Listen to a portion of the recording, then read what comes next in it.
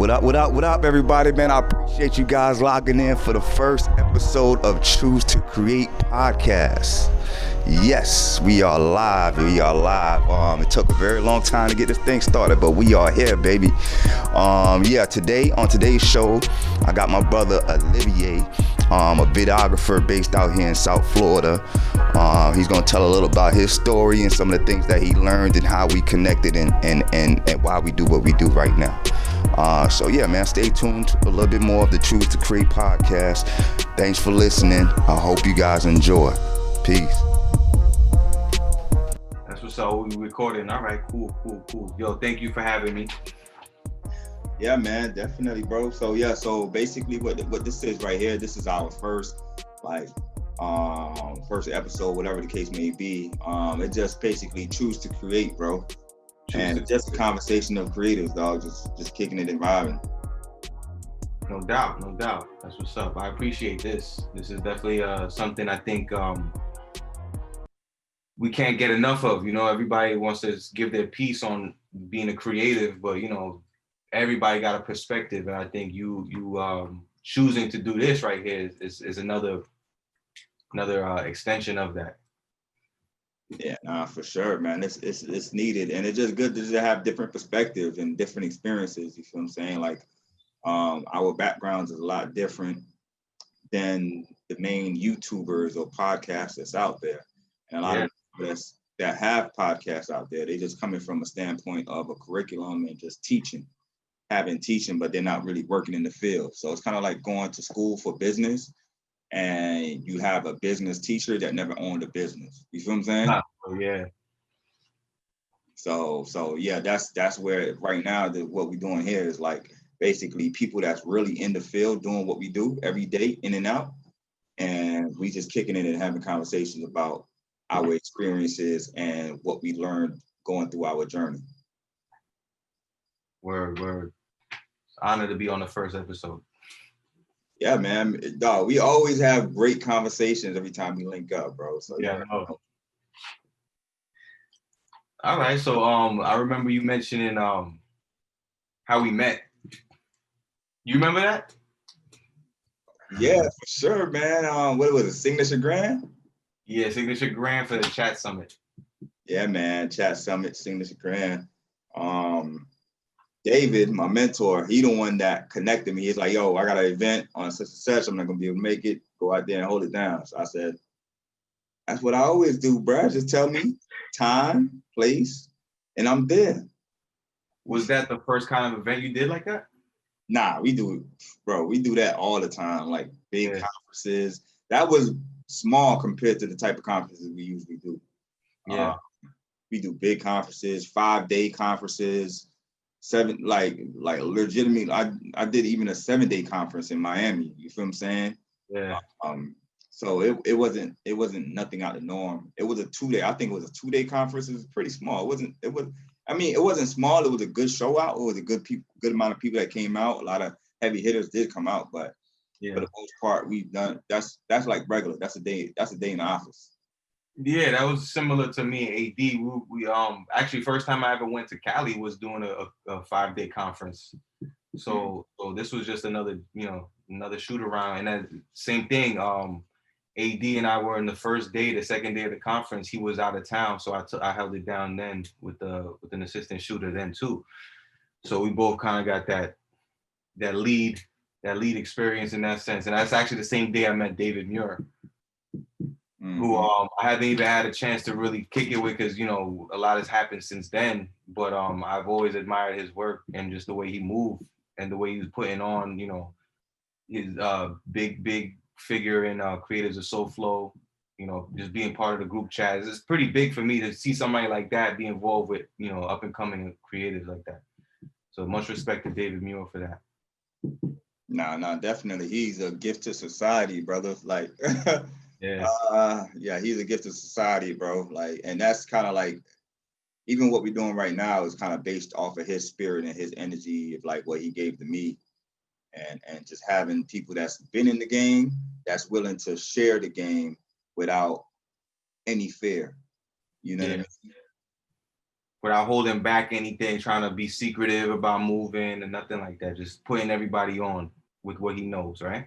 Yeah, exactly. Because he knows that he's great at what he's doing, and nobody could do what he does. You know what I'm saying? So he's in any fear or look at me as competition. Is like, oh, RJ might take my spot. Nah, he like, bro, I'm gonna show you what to do, how you can be. You feel what I'm saying? Like, nigga, do your thing, do your thing. You dig? So yeah, man, that's what this spirit is of choose to create is kind of built from. That whole energy of like, yeah, do your thing, bro. We don't have no fear. We don't have no reason to like lie to the public or mislead them in any kind of format. You feel what I'm saying? I agree. Yeah, but yeah, dog. So when we met up and we went out to Chat Summit, I said David's brought us out there. I think I was shooting at the time. At the time, that was what year is this? This 2021, 2020. So that was 2019. And I believe at the time I was shooting with the Nikons. Yeah. Wasn't on the Tony yet. Yeah. I had a Nikon, I had the D3S. I had a Nikon D3S. That's like my favorite camera, old school legend camera. Still. Bro, I still got it. I did a photo shoot just the other day. I had the 70-200 f2.8 on there, and I had the had a Nikon D600, and on that one I think I had either the 50 or the 28 millimeter on there. Nice. Yeah, so I kind of kept the D600 for the wider shots. So I kept the flash on the D600, and on the D3S I kind of kept that for like, you know, stage shots, zooming in shots, action shots, and stuff like that. So I didn't have a flash on that camera. You said you didn't have a flash? You didn't have no off-camera flash? No off-camera flash at that time. Okay. For events, I usually don't do off-camera flash like that because I like to be mobile. Yeah. Yeah, I was thinking about that because it was not only that big room, there was also breakout sessions and everything. So we definitely had to bust moves. Yeah, exactly. So like something like that, I would have one camera with an on-camera flash, and then I have the a long lens camera, a long lens on a camera, and then that one would have no flash. So a lot of times, you know, sometimes in those situations, you can't really flash while you're in there. Yeah. You know, like for me, I don't want to distract from the actual speaker. So I usually like to go with no flash and just kind of get those shots. You know, those long shots from the back of the room. They're usually well lit anyway because of the stage. Yeah. But sometimes I do still come with the flash and I step in the front and then I get those wide stage shots with the flash, but I'll only go there and get like 3-4 shots and then I'll get out the way. Yeah, pop in and out. Yeah. It's the same thing with the gimbal work. I mean, for the first day, AD, you already know he'll probably be on another episode, but his ass is just like pretty much masterful with his gimbal. And he had, I think, not even sure which lenses he had, but I know he was on the wider shots. And I would place my tripod and get my 85, you know, get the reactions and all that. And these are ill shots that we can just tie the story to, you know. So he's catching the wide moving shots, and I'm catching static shots of people receiving awards or people on the mic. The second day when I was running it though, that was actually the first day I threw the 85 millimeter lens on the gimbal. And that was magic for me right there. Once I seen how the 85 on the gimbal looked, as long as you can get it steady and that it looks really creamy, man. So that was a pivotal moment for me, knowing that I had that access. So now back then that's 2 cameras. Now we have, you know, we have access to 3 to 4 cameras. So you and I were discussing having more people involved with these type of events, you know, and I think that would be we mean like maybe even not even need it per se, because I know AD and I can definitely take care of these things, but I think personally, and I'm him as well, to include more people would be more rewarding. To have somebody else on a third camera and maybe not know as much, and we can kind of put them on as to, you know, what settings we're using or whatever, you know, just having that third person who's really interested in like, yo, let's get this, or even a third person that knows what they're doing. We discussed having like Abdul on a wedding. We do 3 people on a camera. Like, yo, that wedding will get shot up. Mm-hmm. You know what I mean? But in general too, it's like if it's 2 people on the camera, it just needs somebody there that's good at coordinating and making sure everything's in place. Yeah. So the third person don't even have to have a camera. He just be like, you know, making sure the light is in place, making sure, you know, the client is informed, making sure we update the videographers on what's going on, all that type of things, you feel what I'm saying? So it keep it flowing. And then even with me for events, like I just did a wedding like last week, and at the wedding I had an assistant with me, and throughout the wedding I didn't need the assistant, but like directly after the wedding when I was taking those group photos and those family pictures and the pictures with just the bride and the groom, like it like having that big umbrella and that softbox to get those lights and having that off-camera lighting and stuff like that, I would never be able to do that if it was just me by myself. But being that I had an assistant, it made the end product so much better, right? So just adding that, like, so for me, like when I do book a shoot or something like that, I kind of just add the assistants, because the assistants make the picture look that much better, make everything run smoother, make the customer experience that much better. You feel what I'm saying? So and at the end of the day, that's we creatives. I think what separates you and I when we have these conversations is just that, you know, we're really like, customer is right. We're doing service. We're in the business of service. We are using our skills and talents to give, you know, instead of you know, being real egotistical about it. We really on some like, yo, as long as the job gets done, it don't really matter how it gets done. It gotta get done so the customer is happy. Mm-hmm. You know what I mean?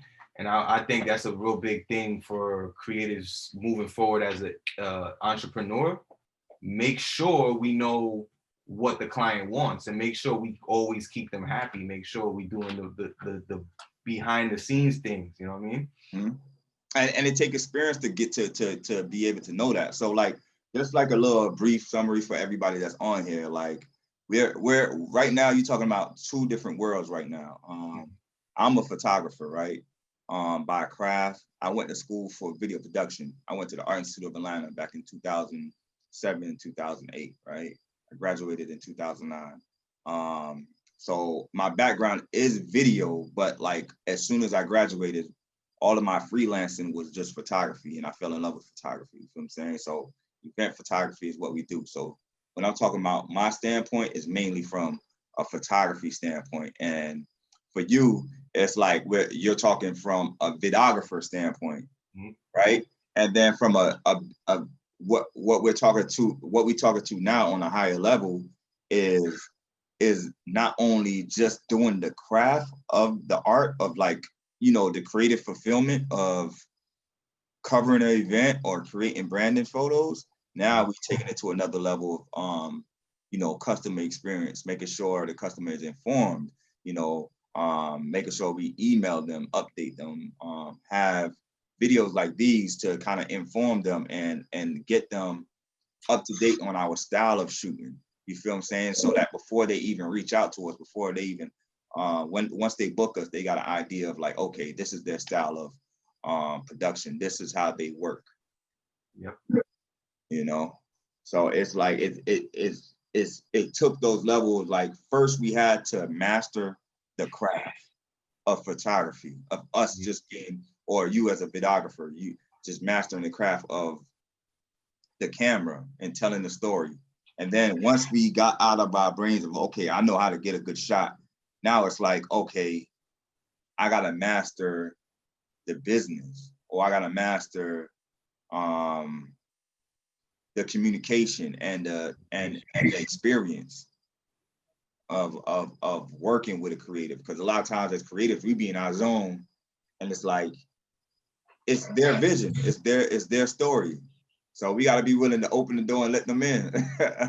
Yep. If you want to create for yourself, that's totally fine. You know, but if you're doing it as a business, you gotta let that go, at least a little bit.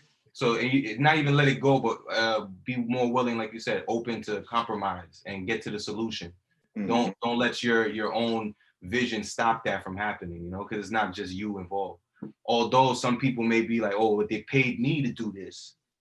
So but you're dealing with a lot, like most of the time, we're dealing with CEOs of companies or people that's been doing it their way for a long time. So if they have some type of say or they want to be part of it, then, you know, you should kind of embrace that and see it as a kind of a challenge and not a problem, you know, where we get to the bottom of it together.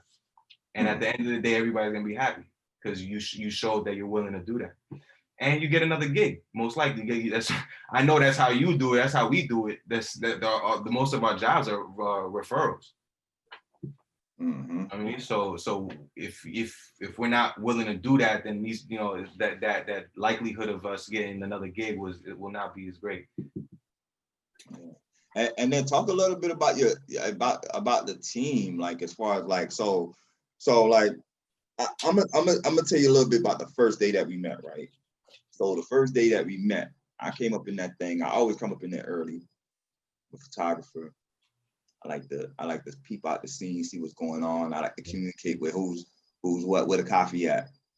Yeah. You know, where the snacks at. You know, where I'm gonna put my bags at.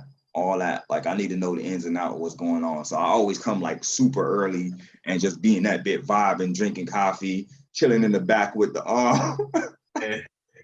the sound guy, the people that's setting up and all that. Yeah, I know. Even the people serving the food. Oh, that's the first people I get cool with. Yeah, right. Oh, who served it? Okay, once I peep who served it, hey, what's going on, bro? How you doing? I'm building rapport off top. You feel what I'm saying? So I get up in that thing and you know I'm setting up. I'm already in place. So by the time y'all got there, like I had it sold up. Yo, he had it so sold up that when we got there, I thought that he was working with Signature Grand. I thought that he was part of the event. Like he just came with the package. Like niggas, people are serving food. You got the people at the door, exactly what he was saying. But then you got that photographer that just came with the package. I assumed that he was working with everybody, but no. When I found out that he was so sewn in, I'm like, this guy's special because he working like he already knows everybody and he didn't know anybody the beginning of that day. That was much respect for that when I found that out. Nah, that's my first day meeting anybody in there, bro. So like, I was like, okay, you know what I mean? I know they said a videographer going to be there. So I always like to build a rapport with everybody. So I'm like, okay, let me see who the videographer going to be and just like touch base with them and see how we can connect and make this production a success because we got to collaborate. Like I don't need the videographer going in between my shot and then I don't want to be going in between the videographer shot. You feel what I'm saying? We got to format some kind of communication so that we are both able to get the shots that we need. Yeah. Right. So you know, I seen Adrian come through, stocky. He look Italian to me. Spanish Italian nigga coming through. I said, whoa, who's this mean guy? And then I seen you come through and you were just like laid back. You had long hair at the time. Yeah, I did. You had long hair, you had your joint in the ponytail. So then I you know, I always do eye contact. I try to like get eye contact with Adrian. Adrian was like brolic. I think he was too strong holding the camera. He looked mean. We was working out a lot back then too. He's been on that. That's another one of his passions, working out. So he was definitely coming through looking swole. And I know he was focused on the gig. So getting his attention, good luck with that. Yeah, but I ain't interrupt. I feel like everybody. So I just like watching him observe. So he come through with the camera set up, but he did come holler at me. He's like, yo, where you set up the camera? See, I'm the plug. Yeah, he was there first. You gotta go get him. It's like, oh yeah, where we going? Where you put your cameras at? I'm like, okay. He said something to me. Now I'll take care of you. All right, brother, walk with me. Let me show you where we at. All right, so this is where we set up at. You know what I mean? Got him all set it up. Got his battery pack charging and everything like that. You feel what I'm saying? So at least we had a rapport there. And then me and you linked up and we had brief conversations and stuff like that. So like the thing is, from our connection is like, I know that like from the first day, I know that Adrian is like shot, like just fully locked in. Like Yeah, he's like he's like when he's on set, like he's like you won't be able to communicate to him, like for the most part. You feel what I'm saying? Like you can, but it's better be about getting the shot. You feel yeah. And like, all right, you get that shot over there, I'm gonna be over here. Like he's like locked in, bro. Like focused on. He's a beast with it, bro. Yep. And then like with you, I know that you know how to get your shots, but you also like socially aware. Mm-hmm. You feel what I'm saying? Like, hey, what's going on, bro? You all right?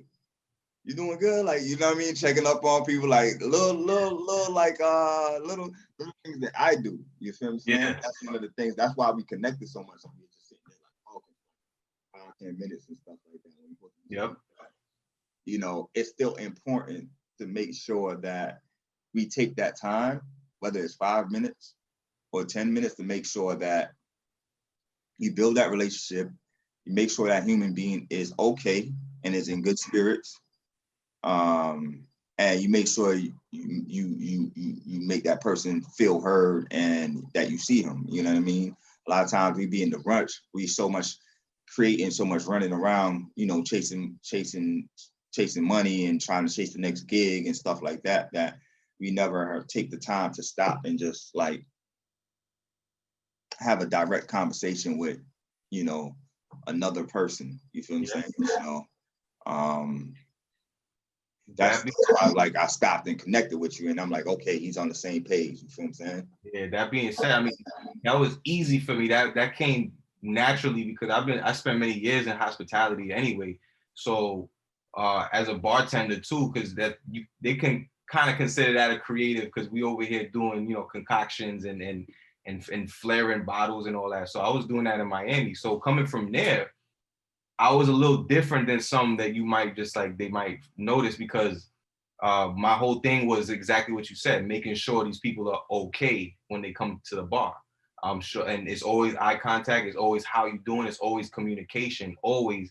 And at the same time, it's always my hands moving. It's always something else going on. So able to be socially aware at the gig, but still get the shots, is kind of right up the alley for me, regardless. You know, so I think that the whole hospitality thing for me takes it to another point, because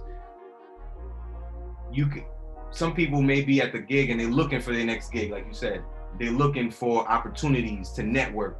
Me, I'm just looking for everybody to have a good experience while we're on set. You know what I'm saying? I want everybody to be cool, to remember us as, yo, those guys looked out and they did their job. That was a pleasant experience. Let's get them again. It always works out that way. I'm not over here chasing it, like you said. Like, I'm looking for it. I know it's gonna come to me as long as we're spreading out the positive vibe. Yeah, I hope you guys enjoyed that. I hope you guys learned something from that episode right there. We were just kind of like talking about our story, a little bit about, you know, how we create and how we approach creating art through photography or videography. So I hope you guys really enjoyed that. That's my brother right there, Olivier, one of the real ones out here in the field, that's actually out here learning and putting in the work that's necessary to grow. He'll definitely be back again with us, so stay tuned for that. But until next time, you know, make sure you follow us on the Instagram, on the Facebook, and all that. You know, Content Factory on all platforms. Content Factory Media Group. You know, shout out to the squad. Peace.